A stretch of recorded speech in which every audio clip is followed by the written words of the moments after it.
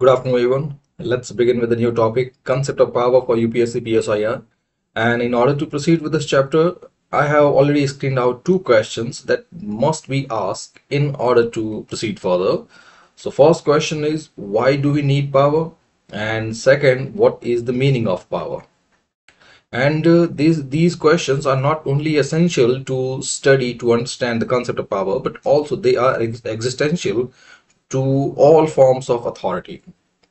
Now, the first question, why do we need power?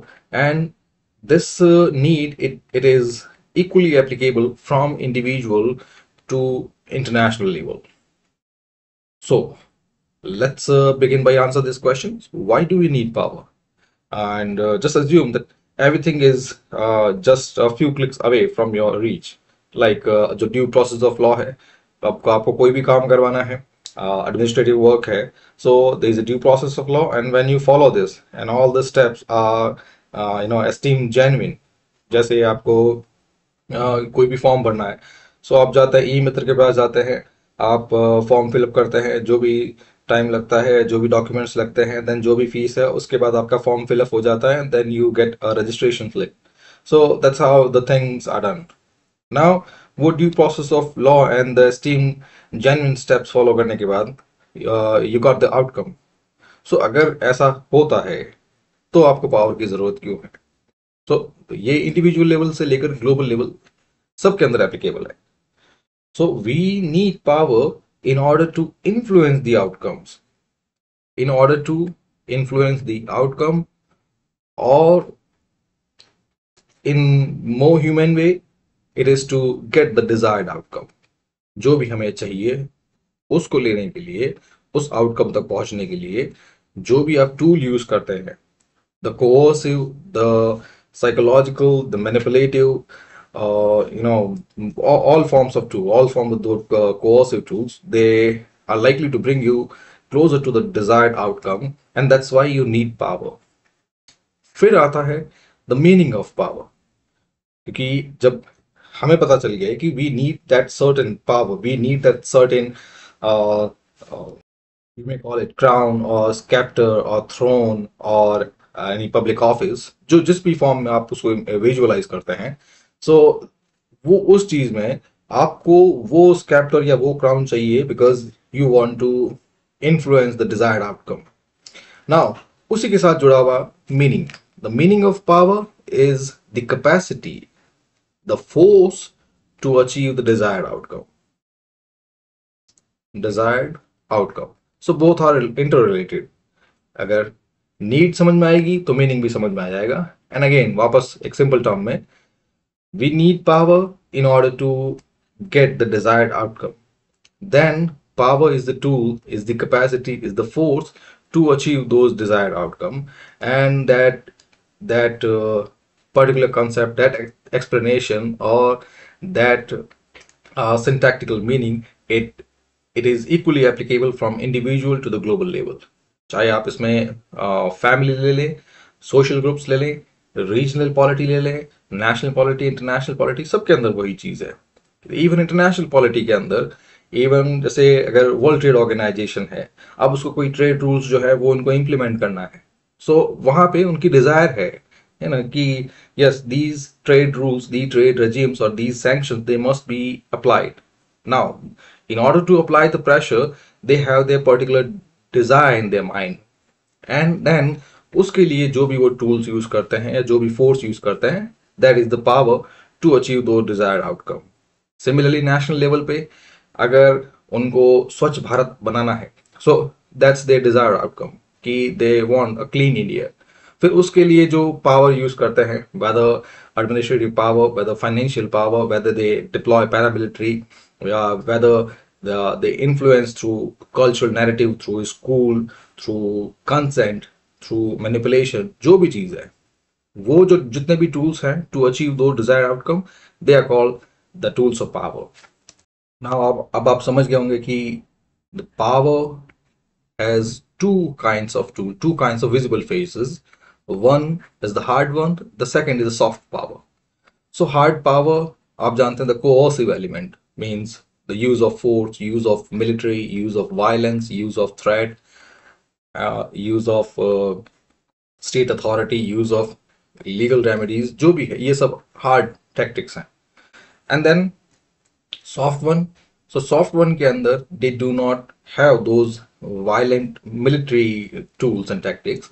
यहाँ पे फिर कल्चरल एलिमेंट्स आ जाते हैं, डिप्लोमेटिक चैनल्स आ जाते हैं, देन यहाँ पे आइडियोलॉजिकल अलाइनमेंट आ जाता है. फिर उसके साथ ये कह सकते हैं इंस्टीट्यूशनल आउटरीच हो सकती है. इंस्टीट्यूशनल आउटरीच मतलब आप के जितने भी रिलीजियस इंस्टीट्यूशंस हैं, एजुकेशनल इंस्टीट्यूशंस हैं, लीगल इंस्टीट्यूशंस हैं, उनके थ्रू आउटरीच, उनके थ्रू वो चीज़ जो है लोगों तक पहुंचाई जा रही है. Then it also includes that psychological element. Psychological element में आपको डायरेक्टली और इनडायरेक्टली, पॉजिटिवली या negatively you were influence. So positively influence and negatively manipulated. इस तरह से ये आपको उस चीज को करने के लिए आपको बाध्य करते हैं, इन्फ्लुएंस करते हैं. And that's how the ultimate M, ultimate goal of power is achieve, that is to achieve their desired outcome.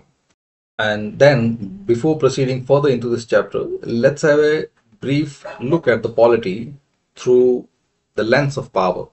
Because polity, whenever it started, और जैसे पिछले वाले lectures में भी आपको बताया that this element is historical and anthropological. Means anthropological जो है ये एक तरह से कोई out of syllabus thing nahi hai. Anthropology is the study of human. A political science is also the study of human. Both are similar, but anthropology, it looks at all the aspect, whereas political science, it looks only at the political element, political aspect. So anyway, so anthropological aspect, the concept of polity, it started with the task differentiation. Or task differentiation, it started when we started getting, when a lot of technological breakthroughs. कि जब technological breakthroughs आए, especially when we transition from stone to metals, so उसके साथ ही बहुत सारे occupations आ गए. बहुत सारे occupations आ गए तो task specialization हो गया. टास्क स्पेशलाइजेशन हुआ तो उसके साथ ही कुछ चीजें जो हैं वो they were considered a mark of respect and wealth. So उन चीजों के लिए वेल्थ डिफरेंशिएशन शुरू हुए.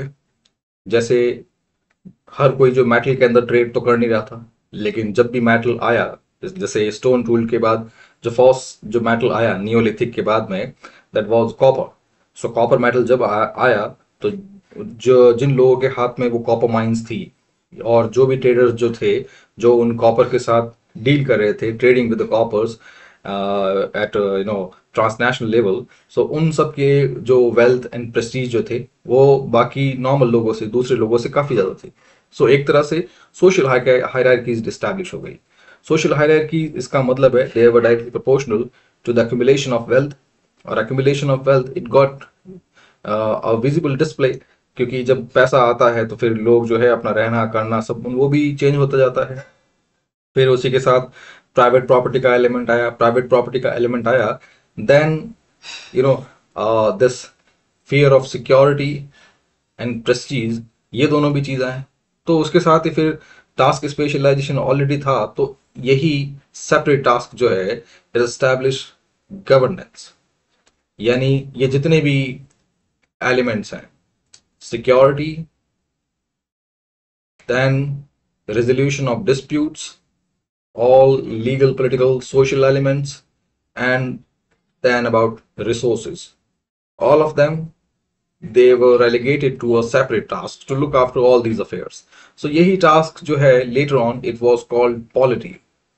Means the authority or the group or the separate separate organization that handle all these spheres. They handle resource management or security element or that resolve dispute either in legal or social ways. तो जितने भी ये सब elements हैं ये एक separate polity में आ गए. अब separate polity में आ गए तो then इसी के साथ the concept of power also got further entrenched, क्योंकि everyone wants to feel secure, everyone wants to grow, everyone wants to accumulate wealth, everyone wants to keep that power close to themselves. So यहीं से फिर power जो है, power की एक एक नई जर्नी शुरू हुई और वो जर्नी आज तक चल रही है। फिर यही पावर जो है धीरे धीरे ट्राइबल अथॉरिटी से मेन स्ट्रीम सोसाइटी के अंदर आ गई। फिर दे वर इंस्टीट्यूशनलाइज्ड इन सिविलाइजेशन, जो सेपरेट अथॉरिटी है, जो सेपरेट जो एंडो टास्क है, इट केप्ट ऑन वर्किंग। आज जिसको हम गवर्नमेंट बोलते हैं या स्टेट बोलते हैं। फिर अभी जो हम देखेंगे, it's about that state, the authority of state. और बाकी ये आपको इसलिए बताया दैट यू मस्ट अंडरस्टैंड कि that it is not just about state, power is everywhere. Power at and all kinds of group, हर ग्रुप के डायनामिक्स के अंदर पावर कोर पे होती है। चाहे वो आपके फ्रेंड्स हो, चाहे आपका ऑफिस सर्कल हो, कॉर्पोरेट सर्कल हो, चाहे आपके स्पोर्ट्स अरीना हो, चाहे फिल्म इंडस्ट्री हो, या फिर लिटरेचर हो, मार्केट हो, और या फिर जो छोटे बड़े जो ग्रुप्स हैं, क्लब्स वगैरह, हर तरह के ग्रुप के अंदर पावर जो है एक कोर एलिमेंट होती है। और सबके अंदर वही चीज है कि हर कोई जो है वो पावर को अपने पास रखना चाहता है। And that's why power is that eternal element that has that has stuck with us for these many years. And ultimately, जब हमने कहा है कि we are going to talk about the concept of power at the state level, so यहाँ पे the state level, यहाँ पे the concept of power, it is closely related to the establishment of political order. Political order ये जरूरी है, चाहे regional level पे, national level पे, इंटरनेशनल लेवल पे, क्योंकि पावर सिक्योर तभी रहेगी जब ऑर्डर रहेगा। अगर कियोस है, कियोस के अंदर पावर सिक्योर नहीं रहता। सो ये एक बहुत ही सटल बट बहुत ही सिंपल डिफरेंस है। अगर आपको कभी भी समझना है किसी भी रजीम के अंदर या किसी भी इंस्टेंस के अंदर कि पावर की इक्वेशन क्या है, what is the status of power, so simply ये है, अगर पोलिटिकल ऑर्डर स्टैब्लिश है यानी पावर जो है वो सिक्योर है। If they are cures then power is under threat. Then जो वापस डेफिनेशन है कि power is about authority, about influence, about domination, coercion, consent, legitimacy, ये सब जो है ये पावर के टूल्स हैं। And the ultimate aim is to achieve the desire outcome. और स्टेट लेवल में it is to shape how people think and what they accept as normal. फिर उसके बाद again let's proceed on to the concept of power. So it is the capacity of individual, group, institution or state to shape the behavior, choice and actions of other with its own preferences. So in simple form, it is to achieve that desired outcome। And अब state level पे that desired outcome is to influence popular opinion. And sometime it is the coercion, the hard power, and sometime it is the soft power such as persuasion, cultural influence, institutional authority, and even control of information via digital gateways. Then at both domestic and international politics, state level and international level, दोनों level पे power is a blend of all forms of tools. So hard power, hard tools and soft tools दोनों एक साथ use होते हैं। So यहाँ पे material resources हो गए, टेक्नोलॉजिकल प्रोग्रेस हो गई, मिलिट्री माइट हो गई, उसके अलावा normative influence, the cultural influence and symbolic authority, दोनों जो मिलकर अल्टीमेटली एक इंटरनेशनल लेवल पे या डोमेस्टिक लेवल पे, दोनों पे एक इन्फ्लुएंस क्रिएट करते हैं, जो भी जिस भी तरह का बिहेवियर उनको चाहिए। Then in terms of Harold Lasswell, politics it is about resource allocation and decision making, जो आपको पहले ही बताया था कि अल्टीमेटली पावर तभी होगी जब उसके अंदर कोई इंसेंटिव होगा। बिना इंसेंटिव के कोई पावर नहीं होता। तो इसीलिए जो डेजर्ट के ऊपर कोई फाइट्स नहीं होती, डेजर्ट को लेके फाइट नहीं होती, अगर होगी भी तो वो उसको फिर कोई मिलिट्री टेस्ट के लिए या फिर ऐसे ही किसी एक्सपेरिमेंट के लिए वो साइट चाहिए होगी। अदरवाइज एक लार्ज स्केल वॉर एक ऐसी अबैंडन या डेजर्ट साइट के लिए बिल्कुल नहीं होगा। वॉर तभी होगा जब उसमें कुछ ना कुछ इंसेंटिव्स हो। सो वो इंसेंटिव जो है पॉलिटी के लिए, they are resource allocation and decision making, and that's what polity is. जो आज के टाइम में कहें, सो जो डेमोक्रेटिक पॉलिटी है वो भी इन दोनों पे ही आती है, that the resource management and decisions, both of them, they should stay with people. The ultimate authority, it should rest with the people. And शुरू से politic element, even chalcolithic time से, कैलकुलेटिक यानी जिस टाइम पे our ancestor transition from stone to metal tools, so उस time से ही polity जिस भी हाथ में, जिस भी आदमी के हाथ में रही है, those who control minds, the Kings, the tribal leaders, और उसके बाद जो मोनार्क्स है, एम्परर्स है, उन सब में यही दोनों चीजें, जिस भी एम्परर ने कहा है कि मेरे पास पावर है, तो उनके पास ये दोनों चीजें, रिसोर्स मैनेजमेंट या resource allocation and then decision making. और यही पावर है, क्योंकि if they have the decision making and then they have the resources to back up their decisions, so that's the ultimate power. Then in the words of Hans Morgenthau, he said, international politics, the rough landscape, the rough and real landscape, it is governed by the pursuit of national interest. So this national interest is the desired outcome. अब जो भी उनका national interest है, whether to secure energy needs for themselves, to Covid international recognition, या फिर nuclear fuel है उसको acquire करना है, कोई साइट्स अक्वायर करनी है, मिलिट्री वेपन्स अक्वायर करने हैं, या फिर फेवरेबल ट्रेड टर्म्स अक्वायर करने, जो भी डिजायर्ड आउटकम्स हैं, उसके लिए दे यूज पावर। अपना वही पावर जो है broader level, the hard one, the soft one.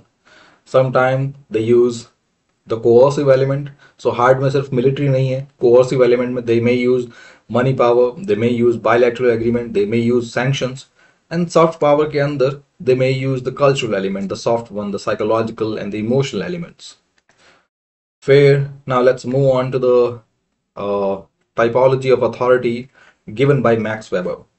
So according to him, the power is legitimized by three kinds of authorities. The first one is traditional authority. So traditional authority means the institution or the individual or group that held power. और वो traditional authority में the source was customs and practices, the and living the eternal customs. So यहाँ पे power is not written in any forms of constitution or any rule book, and power not emerge from the people either. तो यहाँ पे traditional authority में the source were not people but the customs, the words of wisdom given by ancestors. So यहाँ पे जो भी religious leaders हैं, the tribal leaders हैं, मोनार्क्स हैं, वेसल्स हैं, all of them they trace their authority through to such customs.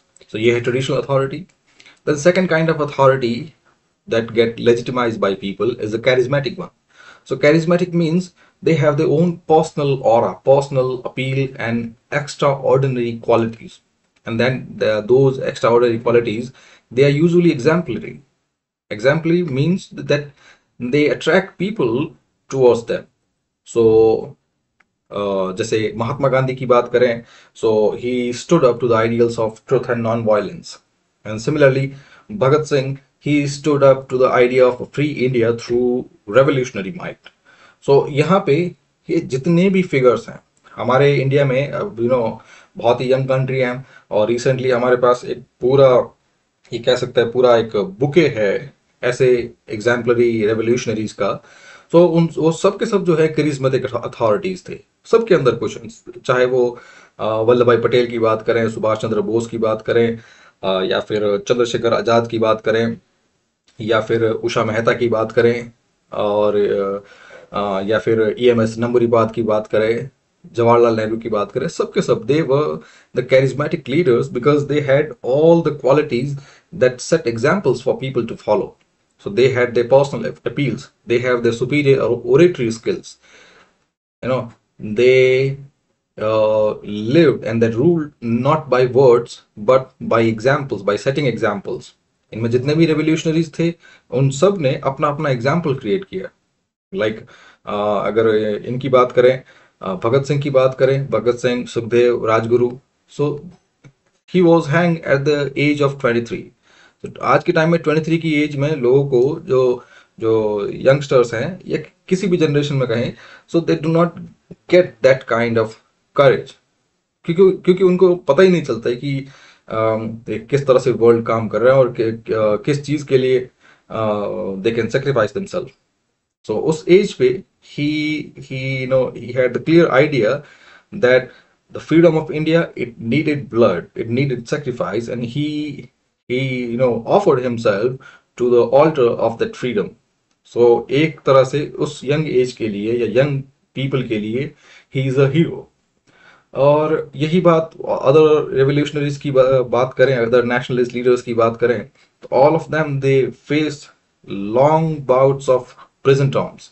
सो जो काला पानी उनको हुआ करता था, सो काला पानी यानी उनको एक आइसोलेटेड सेल्स के अंदर अंडमान निकोबार में उनको बहुत लंबे टाइम में उनको सेडिशन चार्जेस में या किसी ऐसे ही नेशनल इंटरेस्ट के चार्जेस में टू क्रिटिसाइज गवर्नमेंट और to act in any revolutionary activities against the British, उनको वहां पे डाल देते। सो अब वो लोग रहे ही हैं। आज के टाइम में कौन रहता है? मतलब हम जानते हैं कि ये सब एग्जाम्पल्स हैं और उन्हीं एग्जाम्पल पे they move people and that's the source of their charismatic authority and then people follow them. और इन कंटेम्प्रेरी टाइम्स बहुत सारे लीडर्स हैं, जैसे जो यूक्रेनियन लीडर है Zelensky. So he had that charisma because he has gone through, he stood up through the crisis। And similarly बाकी जितने भी लीडर्स हैं, whether good or bad, सबके सब charismatic लीडर्स हैं। Then the third kind of authority is the legal rational authority, and that is accepted in the most part of the world. So this legal rational authority, it is based upon two principles, the legal one and the rational ones. Means authority, it stems from well set principles, we call the formal principles, formal laws। so उनकी authority जो है law पे based होती है, and law is rational, not the unrational one. So यहाँ पे law and due process दोनों है। So the authority that rest upon law and due process, it is called legal rational authority. यहाँ पे individual merits हैं, traditions हैं, customs हैं, वो मैटर नहीं करते, बिकॉज यहाँ पे इंडिविजुअल रूल है ही नहीं, it is a rule of law. Legal rational authority, it says nobody is above the law, and the ultimate authority that we abide by, the ultimate authority we are ruling under, is the law। so यहाँ पे जितनी भी bureaucracies हैं, machinery, state machineries हैं, legislatures हैं, legal system, and all kinds of institutions, they owe their existence to the prior existence of law। so this is rule based governance। फिर let's move on to the sources of power। now अभी तक हमने देखा that the concept of power, it signifies the capacity to achieve the desired outcome। and mind those words, it is the capacity, the ability to achieve desired outcomes। now ये question आता है कि किस तरह से वो आउटकम्स प्राप्त किए जाएंगे, किस तरह से वो आउटकम्स पाए जाएंगे या वो अक्वायर किए जाएंगे। सो उसके लिए वो कैपेसिटी जो है वो है कहाँ से? Because any kind of capacity, it must have some kind of source, otherwise it's just an inflated bubble, like the जो रियल एस्टेट के अंदर बार बार जो बर्स्ट होते हैं, दी एसेट बबल्स होते हैं, या फिर कई जो बैंक जो होते हैं वो फेल हो जाते हैं because of that prime bubbles, excessive landings. So यहाँ पे कॉन्सेप्ट सिंपल है। सिमिलरली जो बैंकिंग के अंदर अप्लाई होता है, अगर बैंक को एग्जिस्ट करना है और बैंक को चलना है, तो बैंक उतना ही पैसा वो लोन पे दे सकते हैं जितना उनके पास है या जितना वो अपने आप को बचा के रख सकते हैं।